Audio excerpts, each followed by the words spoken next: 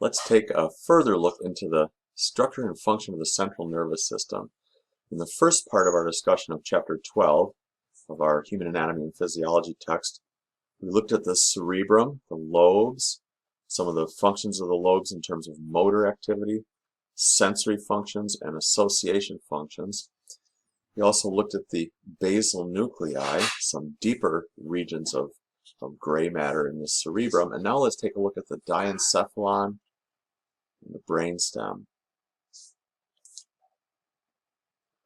So here's a cartoon drawing of the right hemisphere and right parts of the brain and brainstem cut at the mid-sagittal plane.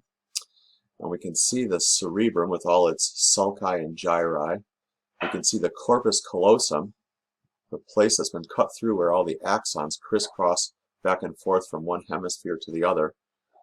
And now we come down to this purple area, which represents the diencephalon. The structures of the diencephalon form two right and left parts with a hollow fluid-filled region in between called the third ventricle. So when we look at this purple area, we're looking at really a fluid-filled area, and the diencephalon structures lie deep to the surface of our viewing image, if that makes sense. We'll start out talking about the thalamus, and the thalamus is like an egg-shaped cluster of various neuron nuclei, and the only part that has been cut through to make this mid-sagittal dissection is the interthalamic adhesion, a little bridge connecting two egg-shaped lobes of the thalamus. Now inferior to the thalamus is the hypothalamus. We'll take a look at that and its functions. The hypothalamus, you may notice, is connected by a thin stalk to the pituitary gland, the hypophysis, and also there's some structures here that we'll take note of, namely the choroid plexus and the pineal gland of the epithalamus. So the thalamus first. The thalamus is a collection of nuclei in these two egg-shaped lobes that have some very interesting functions. I don't want you to worry about the individual nuclei. I just want you to see how cool it is that there's these groups, these clusters of neurons that form these nuclei each with related functions, and within each are neurons with related functions. I want you to be able to say something about three functional processes that take place in the thalamus. The thalamus is like a relay station for various forms of communication in the brain. In one instance, it's a relay station for communication among motor control systems. We said the premotor cortex is a place where planning of complex motor control takes place, and the premotor cortex synthesizes a plan, a sequence of muscle contractions and coordinated timing and so forth, and then it solicits advice from a couple of other places, namely the basal nuclei and the cerebellum, to fine-tune that plan. And so signals going from the premotor cortex to the cerebellum and back, those pathways involve a stop in the thalamus always. So it's a relay station between the premotor cortex and the basal nuclei, between the premotor cortex and the cerebellum, in producing motor control plans. It's also a relay station for sensory information. All of the sensory pathways from, say, the surface of your body, the somatic sensations, from your special senses, your eyes and your ears, all those neuron pathways synapse in the thalamus, and the thalamus edits and enhances and so forth all of the sensory information coming in, and then routes it to the appropriate part of the cortex. Right? We saw there's a primary somatosensory cortex, a primary visual cortex, a primary auditory cortex. The thalamus routes the appropriate information to each one of those parts of the cerebrum. It's an editor and an enhancer. So if there's repetitive signals that we're already aware of, it doesn't continue to send all of that information to the cortex. It kind of weeds that out and sends what is new, or maybe what is important, more important, changes, movements, things like that. And finally, the thalamus is a sort of relay station for complex looping pathways involved in long-term memory formation. So we'll see a little bit later, we'll talk more about long-term memory formation, learning, and we'll see that the thalamus is right in the middle of some parts of the brain that are involved in this sort of looping rehearsal process by which we learn. So those three things, we got to say something quick about that. The hypothalamus is also a collection of neuron cell bodies. Each one of these little jelly beans represents a nucleus of neurons with related functions. And again, I don't want you to worry about the individual nuclei, just to realize that there are all these nuclei. Here we can see the mammillary bodies that actually protrude from the floor of the diencephalon. If we flip over the brain and look at the inferior surface, we'll actually see the bumps that constitute the mammillary bodies, two nuclei of the hypothalamus. Those are olfactory reflex centers. So things that you smell, they trigger reflex reactions, and the sort of synapses or integration for those reflexes happens here in the mammillary bodies. Again, the hypothalamus is connected right to the pituitary gland, which releases hormones that control other endocrine glands and other functions of the body. So the hypothalamus is intimately connected with the endocrine system. Here we see the mammillary bodies on the inferior surface of the diencephalon. Here's the cutoff little stalk, the infundibulum, that connects the hypothalamus with the pituitary gland. Here we see the optic nerves have been cut off that came from the orbits over here, and they crisscross, forming this optic chiasma, and we'll mention that more. Down here we see all cranial nerves that connect the brain and brainstem to the regions of the head and neck, and actually to the rest of your body. So that's a beautiful dissection of those nerves indeed. We'll talk more about those later. So the hypothalamus is a visceral control center, quite an amazing part of the brain. The autonomic nervous system is the involuntary nervous system. There are sensory pathways, autonomic sensory pathways by which the hypothalamus can get wind of what's happening in all your organs. And there's autonomic motor divisions, the sympathetic and parasympathetic divisions of the nervous system, with outgoing information that again you're not aware of. And it's by those means that the hypothalamus controls everything from all kinds of body functions: blood pressure, fluid volumes, thirst, hunger. How does it do it? By receiving information from important sensors in your body. How does the hypothalamus manage blood pressure? Well, there are pressure sensors that report to the hypothalamus. There are chemoreceptors in the muscles and brainstem that report to the hypothalamus about conditions in your body and what you're doing metabolically. There's temperature sensors all throughout your surface of your skin, of your body, the surface of the body, and also down deep in the organs that report to the hypothalamus and so forth. One important thing to note, the limbic system isn't so much reporting about variables in your body. The limbic system, as we'll see later, is a collection of parts of your brain that generate your emotional state. How do you feel about all the sensations that you're receiving into your brain at any given moment? And it's connected right to your hypothalamus, so your emotional state directly influences a lot of your visceral functions. Let's go and look at just a listing out of some of the amazing things the hypothalamus takes care of. Blood pressure.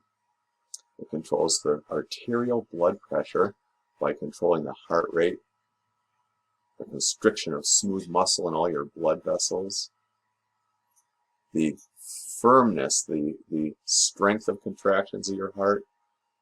Controls respiration, the depth and frequency of breathing. It activates digestion when you eat food so that you can absorb all the nutrients. Controls your body temperature. Hunger. If you haven't taken in food in a while, the hypothalamus starts to realize that metabolically you're becoming in deficit in terms of calories, so it'll start making you hungry. It controls water balance, and that's again tied up with your regulation of blood pressure. It controls the fluid volumes and the concentration of solutes.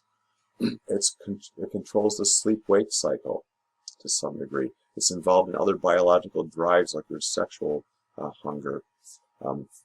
in your endocrine system. So much of the endocrine system is controlled by the hypothalamus by way of the pituitary gland. We come now to the brain stem. Here we can see the thalamus, the lobes of the thalamus, and you see also we can see the pituitary gland, the infundibulum here. But we're now going to focus on the green structures, and the superiormost part of the brain stem, all these green parts, is the so-called midbrain.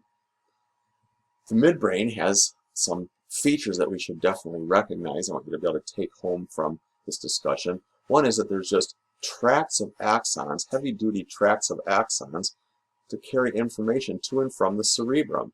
It's a highway for a lot of axons that need to communicate with the thalamus and then to the cerebrum, and from the cerebrum on down into the spinal cord to activate the skeletal muscles and so forth. So these strap-like collections of axons are called cerebral peduncles.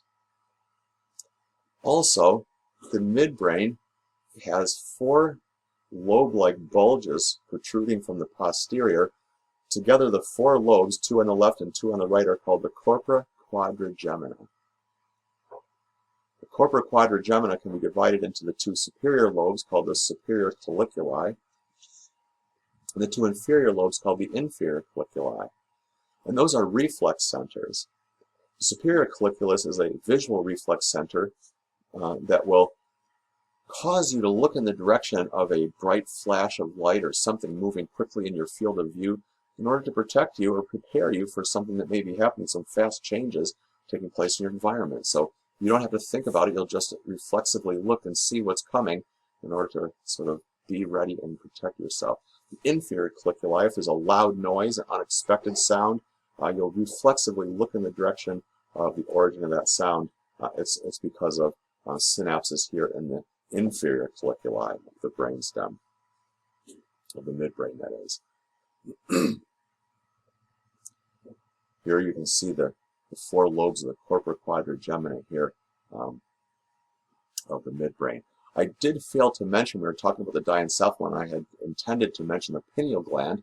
The posterior sort of wall of the diencephalon includes the pineal gland, a small gland that's involved in some ways in regulating your diurnal rhythms, your sleep cycle, and it releases a hormone called melatonin, which is important in maintaining sleep. Once you fall asleep, it helps you maintain your status as being asleep throughout the night.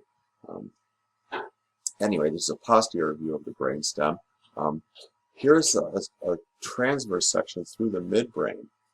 And another thing that I want to call your attention to about the midbrain is these dark regions called the substantia nigra. There are dopaminergic neurons, meaning neurons that use as their neurotransmitter dopamine, that originate in the substantia nigra, and they're intimately connected with the basal nuclei. The destruction or loss of these neurons is the basis of the disease Parkinson's disease, and it leaves the basal nuclei not functioning correctly and gives rise to the motor problems that we already discussed when we talked about the basal nuclei. Changes in motor control that occur in association with advancing Parkinson's disease. Also, the cerebral aqueduct carries fluid from the 3rd ventricle between the halves of the thalamus and hypothalamus down into the 4th ventricle, which is posterior to the lower parts of the brainstem, as we'll see. There's also the so-called red nuclei. These are motor neurons that can control skeletal muscles, and in other mammals, these are much more important in controlling the skeletal muscles in coordinating movements. They're much less important in humans than the primary motor cortex, so I would focus your attention largely on those. Although if you see a reference to rubrospinal tracts, rubro means red, and that's talking about motor control tracts arising from these red nuclei in the midbrain. Then we come to the pons. The pons is the place where the cerebellum, that extra little sort of mini brain here in the posterior, feeds into the rest of the nervous system. All the axons of neurons entering the cerebellum and neurons carrying information out from the cerebellum kind of feed into the rest of the nervous system through these strap-like structures of the pons, the cerebellar peduncles. I don't think we have a picture. We'll have to go all the way back up here to see the cerebellar peduncles. They're just strap-like structures of all the axons going to and from the cerebellum back here. So that this flat surface represents where the axons have been chopped off to create this point of view without the cerebellum in the way. So that's the pons. The pons also has important respiratory centers, the pontine respiratory groups that help control the smooth nature of our muscular control of breathing. So some respiratory centers are there. Those pyramidal neurons from the primary motor cortex that we see forming these large structures on the anterior of the midbrain now are seen here in the deeper in the pons. We'll see as we go through each one of these sections there are cranial nerves emerging from here. We won't try to remember which part of the brainstem gives rise to each of the cranial nerves. We will look at the cranial nerves, but not at that level of detail. Now we come to the medulla oblongata. The medulla oblongata is a part of the brainstem that contains vital control centers for control of blood pressure, for example, heart rate, heart contraction, breathing, and so forth. So vital control centers in your medulla oblongata. Now this might seem contradictory because we just said that the hypothalamus controls those things. The explanation is the hypothalamus is an overarching manager of all those functions. The actual neurons that can directly control those organs and organs' functions are here in the medulla. So the hypothalamus utilizes nuclei in the medulla oblongata to control the heart and the blood vessels and the muscles of respiration to control blood pressure and so forth. We also see the posterior to the medulla oblongata is the fourth ventricle, a hollow space filled with cerebrospinal fluid. There's more choroid plexus. Boy, major conflagration. Anyway, so the medulla has the vital control centers for cardiovascular system, respiratory system, and also you can see some nuclei in here that represent elements of the reticular formation. So later on we'll talk about the reticular formation and the reticular activating system, which controls the alertness, the entire cerebrum. And so this will, hopefully you'll be able to picture these structures in your mind at that time. So here's the cerebellum. We can see the bulgy anterior part of the pons there, where all the fibers from the cerebellum kind of feed into the rest of the nervous system, as we said. You can see the same kind of arrangement of things as in the cerebrum in some ways. There's cell bodies along the surface of all these folds, and so there's a cortex just like in the cerebrum. There's also the white matter here of the myelinated axons of all the neurons that bring sensory information from proprioceptors here to the cerebellum. That's what it picks up by way of sensory information, and has traffic going in and out talking to the motor cortex. So we can see here the peduncles, again the strap-like connections of all the axons that have been cut through here as we removed half of the cerebellum. That's how it feeds, all the axons feed in through all this part of the pons. Cerebellar peduncles they're called. Here's a little homunculus of the cerebellum. So again, all the proprioceptors, sensory neurons that indicate the position and movement of all the joints, the length of the skeletal muscles, and the tension on all the tendons. All that information about the musculoskeletal system arrives here in the cerebellum constantly. And so that's a clearinghouse of that important information, so that when the premotor cortex starts to formulate a plan for complex motor control, here's the information about what's already happening in the body, and this allows the cerebellum to fine-tune that plan and adjust it according to the current needs in the current situation, and then send information back by way of the thalamus to the premotor cortex.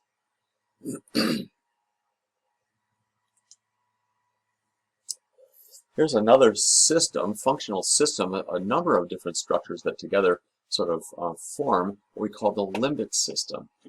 The limbic system is kind of an emotional state generator, among other things, and it receives inputs from the olfactory system, and it includes the hippocampus, the parahippocampal gyrus, the fornix, the cingulate gyrus, this deepest gyrus of each hemisphere right on the medial surface. Together those, and the amygdala. I can't forget about the amygdala here. Here we go. I lost my place. The amygdala. These are the components of the limbic system that allow us to, number one, generate the emotional state, exhibit our emotional status. That's sort of the function of the cingulate gyrus, among other things, and also react sort of primordially to the sense of smell. This whole system is sometimes called the Diencephalon, nose brain, and is thought to represent a sort of very, very early stage of nervous system development in which the sense of smell is a predominant driver of behavior. For example, think of mammals that are very, very dependent on their smell for everything they know about the world around them, and it drives their behavior. And so we have a similar relic of a similar system in our brain, this limbic system. So that's our emotional state. And remember, the limbic system is connected directly to the hypothalamus, which we see down here. So when you establish how you feel about things, that will also in turn potentially impact the status of various homeostatic variables, such as blood pressure, such as function of the digestive tract. Right? What happens to your state of your lower digestive tract when you get very, very stressed, right? It may even cause inflammation in the bowels. Your blood pressure may rise, things like that. There's a few slides here that are summaries of some of the things we talk about that you can use as you go back through and you check your memory about some of the functions of different parts of the brain that we've been talking about. So join me next time as we talk about some more abstract functions, such as the formation of brain waves, electrical activity of the brain producing measurable brain waves, and long-term memory formation, learning, and so forth, with levels of consciousness.